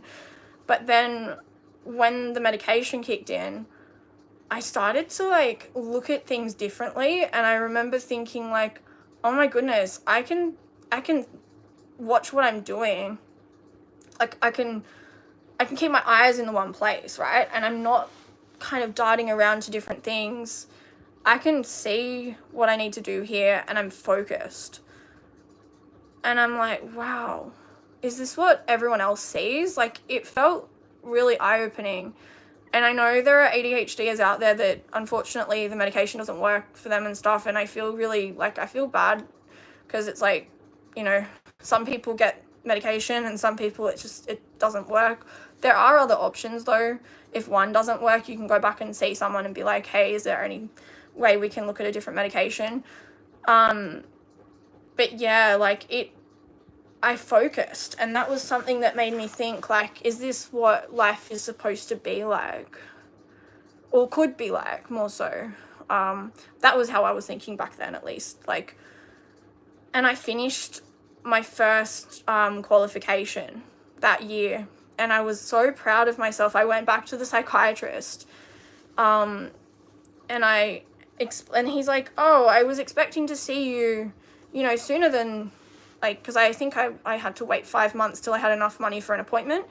And he's like, oh, I was hoping to see you 3 months after you'd started it, but it's good to know it's, you know, it worked or it helped you focus. And I said I was saving money to get to the appointment, and that's why it took me so long. And he said, oh, if that's the case, I'm going to bulk bill you. And if you're not in Australia, bulk billing means, like, that you don't have to pay out of pocket. And I was so grateful. I started crying, like, in the middle of the office. I was, like, in his room. I was like, oh my gosh, you're not going to make me pay. This is, like, I was so grateful. I was thanking him. And he's like, I just want you to know that the fact that you saved the money to come and see me again, like, you don't need to pay today. Like, that shows that you care about your brain and you care about, you know, yourself enough to come in here and stuff. And I was like, wow, like, thank you so much. It was really, really nice of him.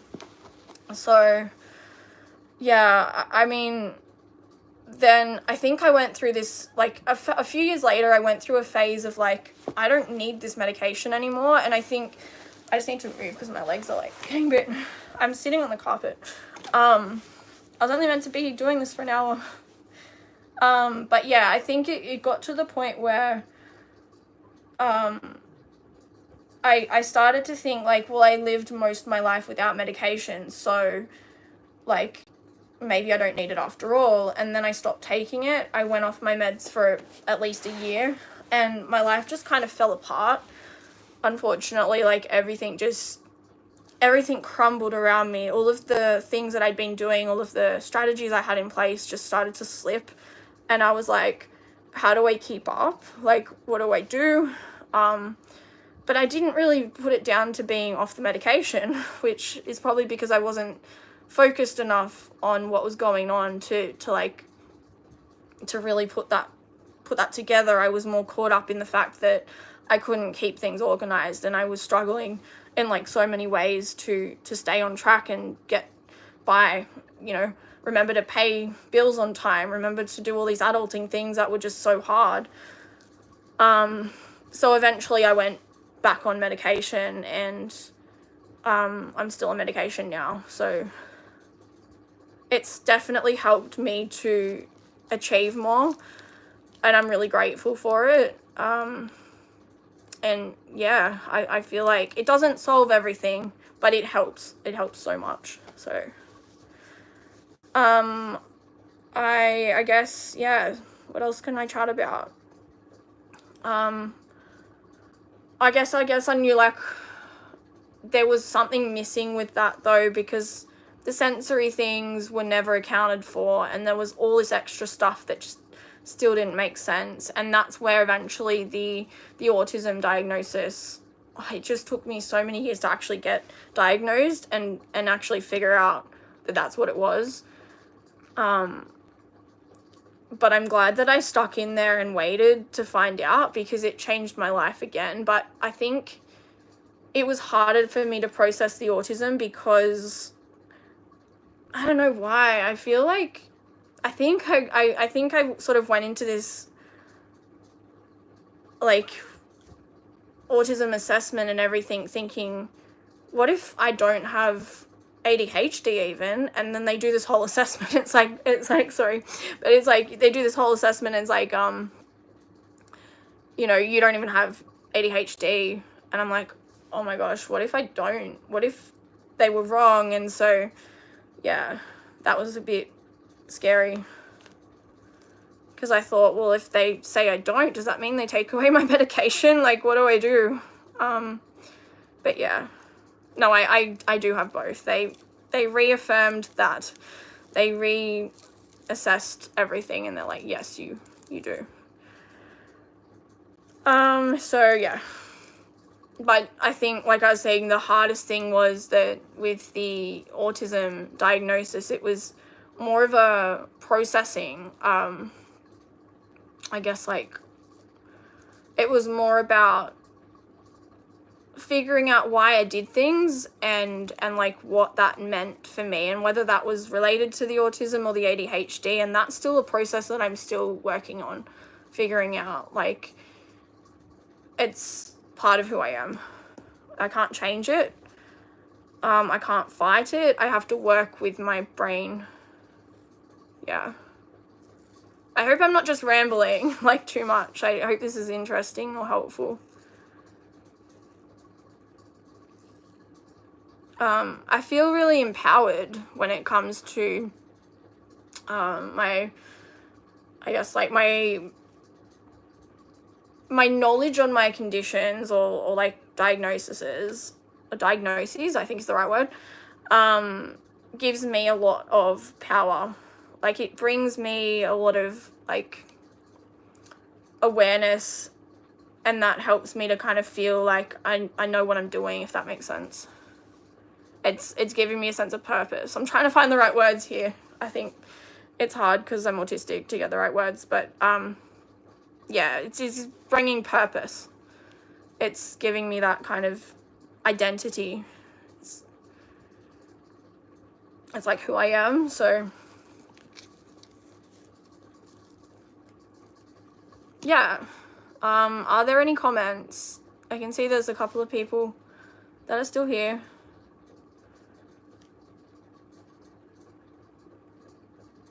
Do you guys relate to any of this stuff, or are you just here to hang out? I don't know. I need to remember to drink water. That's another thing with ADHD. I forget to drink water. Like, I've got to have the water right in front of me all the time, or I just don't drink it. I hope my fidgeting hasn't been disruptive or anything. I just can't help it. Like, I've been sitting still for so long. I had medication before I started this because I'm like, I should probably do that in case I overshare, which I don't believe I have. I'm a pretty open book. I think that, you know, obviously there's information that I wouldn't share, but when it comes to my ADHD and autism, all the things that I share already online are things that I guess like other people might relate to, and I don't feel that they're like personal or anything. Yeah. I feel like calm now. Just brain dumped. That's the word I use when I brain dump. I let all of the things out of my head, and yeah. I hope you guys feel less alone watching this as well. I hope it's helpful. Yeah. Okay, so, well, I could keep talking about the processing of the autistic stuff.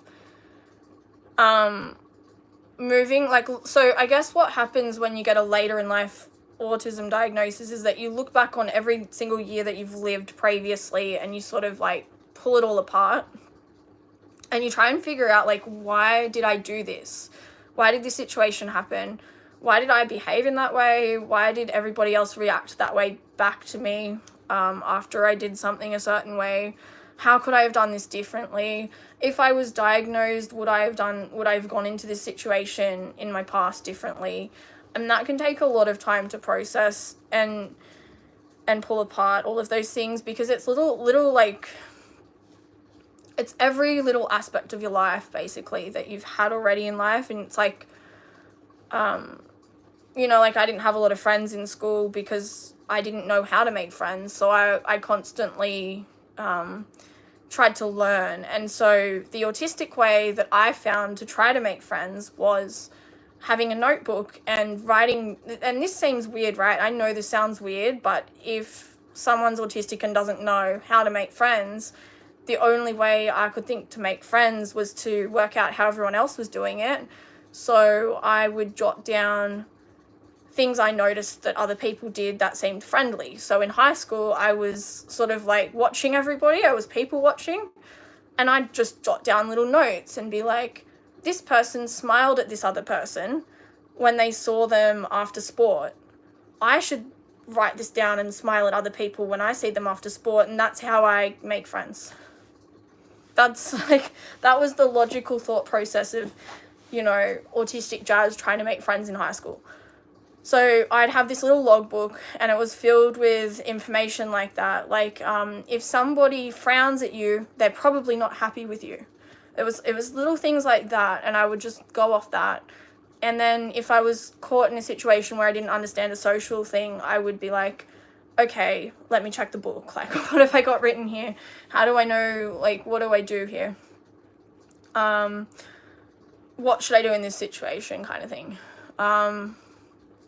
Yeah, it's interesting. It's interesting thinking about all that stuff. So, yeah. What else? There's got to be other situations and there's other circumstances. My meds are starting to wear off a little bit. I'm noticing I'm getting a bit more fidgety. So I might have to... How many minutes are we? 15 more minutes. 15 more minutes. And then we're at 2 hours. I can do that. Yeah, let's do that. Okay, so, all right. There's no more questions, but do you guys have questions? Have you thought of any questions about anything I've shared? Or...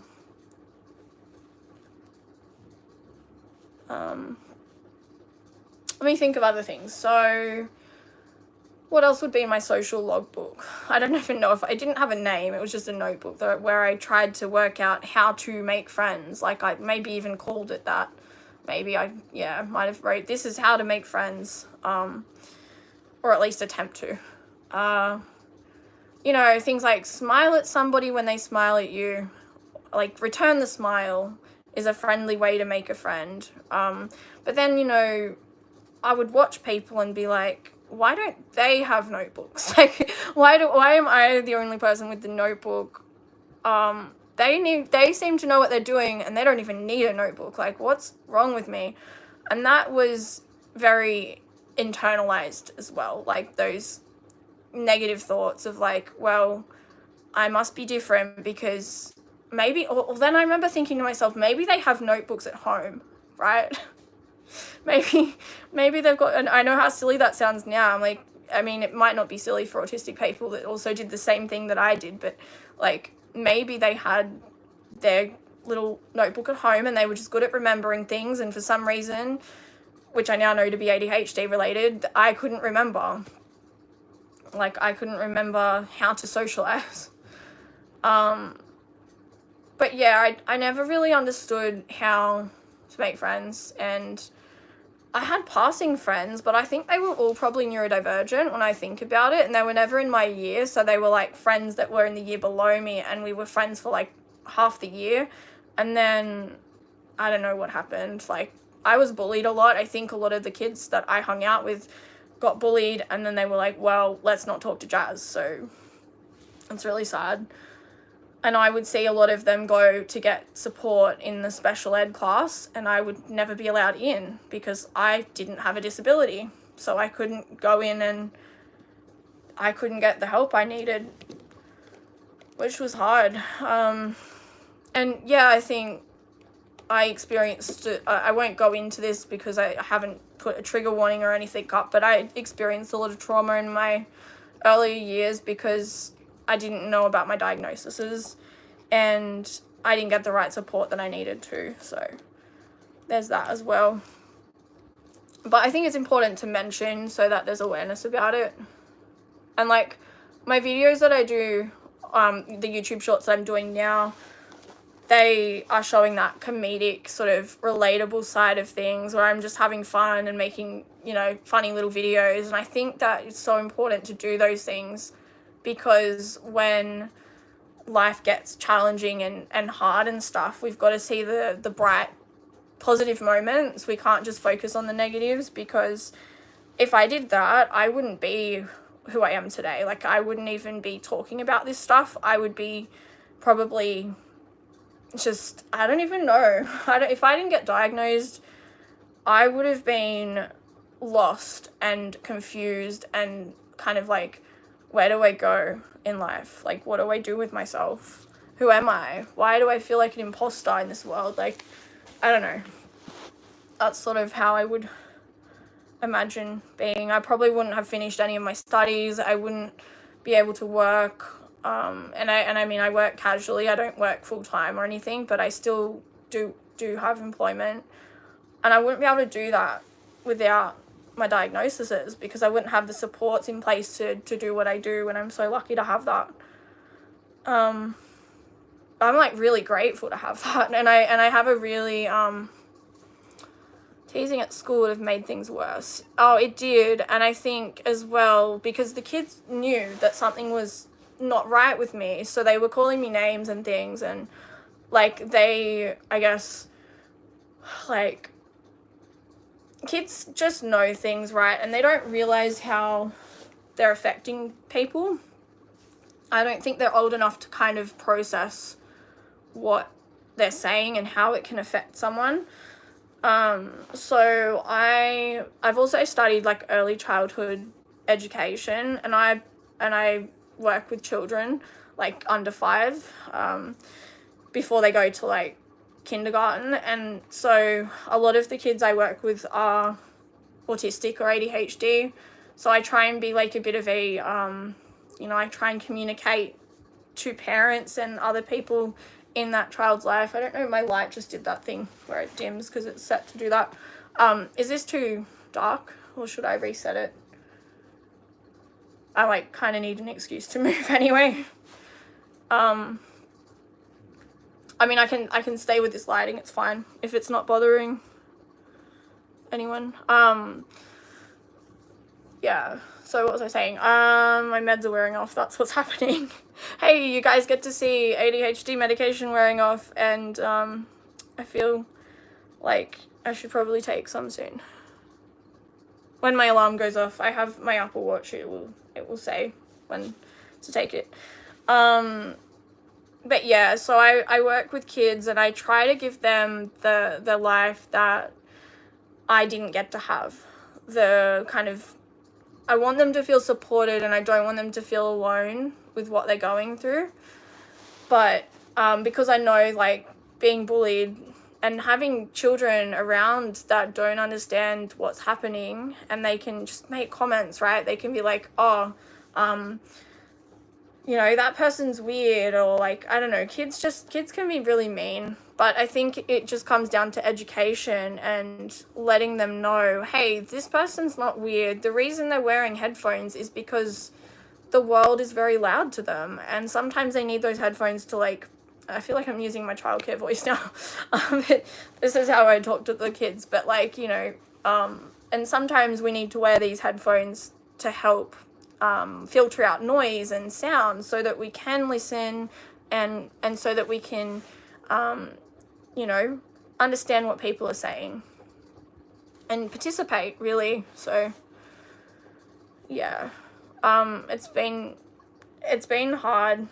And I think looking back at all the bullying I experienced, it definitely affected me.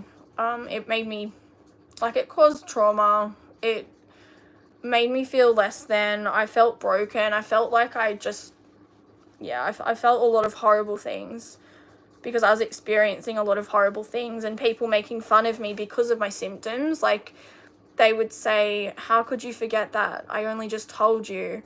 Oh, there's something wrong with your brain, or, like, I don't know, kids are mean. But yeah, as an adult now, it's like, well, they didn't know any better.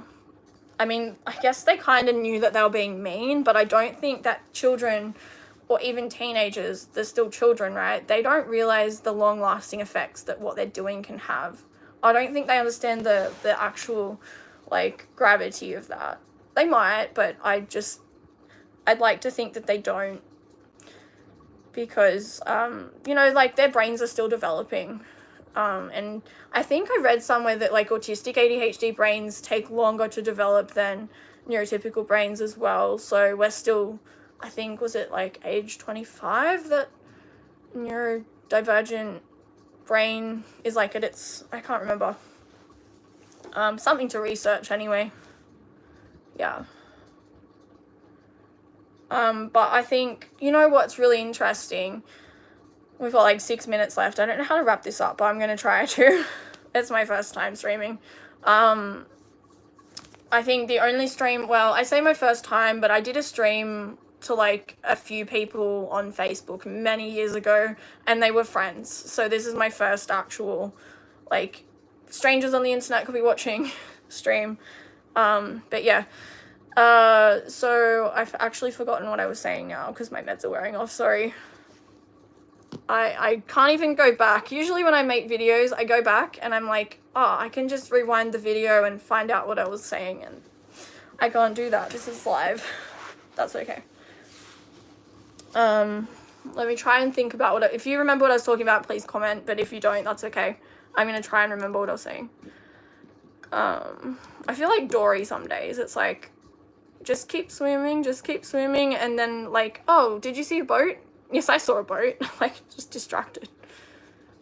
Like Dory from Finding Nemo. Or Finding Dory, that was the sequel. Yes, as you can see, I'm getting pretty distracted. Oh, and now I'm just remembering how my stream had no sound earlier. That was interesting too.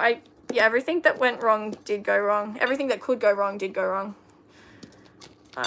But everything that could go right has gone right, which is cool. Alright. What was I talking about? Do you know what I was talking about? I was talking about school, I was talking about being bullied, I was talking about kids not knowing that they've, like, what they're actually doing because their brains are still developing. Yeah. I don't know. I'm trying to think of I was on a tangent. I was talking about something. That's okay. If I remember, I remember. And that's the thing with ADHD. If I forget what I was talking about, sometimes I'll get fixated on it and be like, I need to know what that was. And then other times it's like, that thought's gone. I'm never getting it back. And if I do get it back, it was worth remembering. If I don't get it back, it probably wasn't worth remembering. Yeah. I'm so fidgety. I just need to keep moving. Sorry if that's distracting. It's like, it's just part of me. All right, maybe I can end this positively. What are some positive traits of ADHD and autism? That's a good topic. Okay, I've got, 5 minutes until I'm at 2 hours. All right. Positive things about ADHD. Let's start with that first. That's probably easiest. And sorry if I get distracted. Meds are wearing off. I've already said that. But anyway. Okay. Repeating myself. That is not a positive thing, is it? Well, it could be. It'll help me remember stuff. See, there's always a positive in every negative.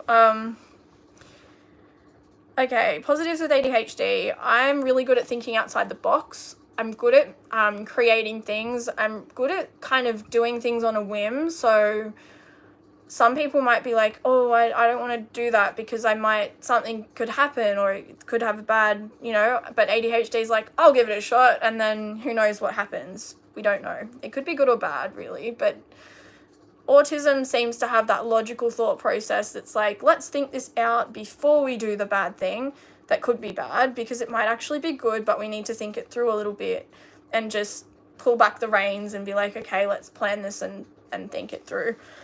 ADHD means that I have this spontaneous creative side that just wants to learn and grow and take in a lot of information on a lot of different topics and stuff.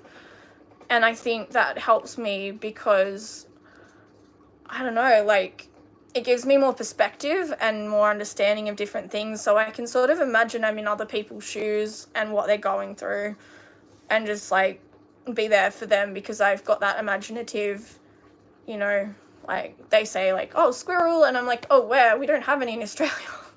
we have koalas, we have kangaroos, we have echidnas and wallabies and things, but we don't have squirrels here. So yeah, but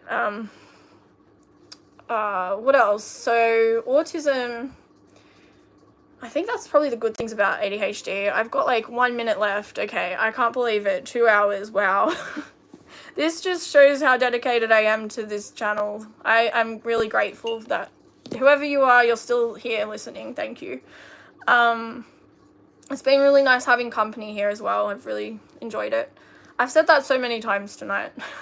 Okay, good things about autism are that I guess I hyperfocus and fixate on one topic and I can learn so much about it, and it brings me so much joy to be able to do that because it makes me happy learning about things like that. And people will come and be like, oh, Jazz, can you tell me about this particular topic? And it's like, yes, I can. That's one of my interests. I really like Australian birds and parrots, and I know it's such an obscure interest that's so random, but like that's one of the things I'm interested in.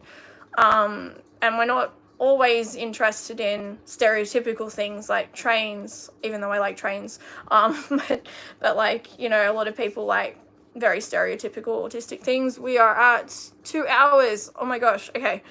One more thing I like about autism really quickly would be that it gives me a different way of expressing myself and communicating, and I love to do that through music and writing. I love using words to communicate, and I love doing songwriting and just making stories. I love to write stories and try to just captivate people with that. I don't know, it's exciting. But yeah, I can play piano and I can improv and just come up with ideas on the spot, and that's one of my skills, and I think that's an autistic thing because it's like when I play a melody, it's almost like the feelings and emotions I'm thinking are coming out into the song. And a lot of people say that that's pretty cool. And I'm just like, well, that's just my way of communicating. I just love music. I really, really love music. But yeah, so yeah, I guess those are the things that I love about autism and ADHD. I think that as a whole, combined, they definitely bring a lot to this world. The thinking outside the box, the being able to come up with new ideas and being, you know, creative and taking initiative on things that, you know, I'm passionate about. Those are things that I really value, and I want to be able to share that with the world. So I really enjoy helping people as well, and supporting people to grow in their understanding as well, and just to think outside the box yourself and be like, hey, maybe I could look at it from another perspective. And yeah. All right, well, I'm over 2 hours and I am going to wrap this up. This has been, again, very exciting and I mean a little bit scary, but I'm going to use the word mysterious. This has been mysterious because I didn't know what to expect. My autistic side of my brain was like panicking and like, oh no, I can't do this. This is scary. Like, I'm going to mess up. But then my ADHD was like, you're not winning today. I'm sorry. I had to do this. My energy and drive to make meaningful content and to create change in this world is too big to like let that go. So I just want to see where this goes and, you know, keep making content and sharing my experiences and hoping people can relate to that. So thanks so much for sticking around, whoever you are, the one person that's here. And for everyone that's watching this later, I don't know if I'm going to keep this video up. I'm not sure. We'll see. But for anyone that does watch this down the track, if it is still up, thank you for watching it. And please comment. Even if you come back and comment later after you've watched this live stream, I'd love to hear from you. And thank you for your support. I am rambling. I need my meds. I think my alarm's going off. All right, bye. Thank you. All right, I don't even know how to end a live stream. This is really awkward. All right, hang on. I'll get there. Okay, bye.